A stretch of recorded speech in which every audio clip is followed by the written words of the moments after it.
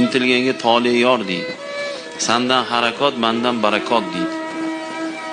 Tirikchilikda ayb yo'q deydi. Halolmi? Bo'ldi, uni ayb deb bo'lmaydi. Bo'ldi, shunga yetyapti bilimimiz, kuchimiz, libbo ish qilamiz halol bo'lgandan keyin.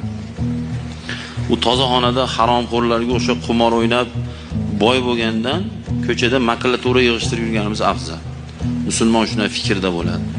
Yoki ana haromxo'r o'g'rilarga o'xshab nima misol janozada bittasini velosipedini minib ketsa, misol talpada bilmay gogoda bo'lib qoladi-yu.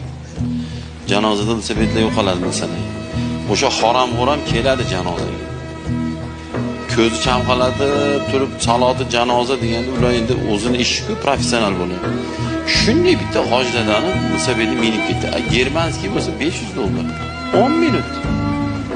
Shunday bitta bosadi, bitta rangni o'zgartiradi, ochib sotadi $500.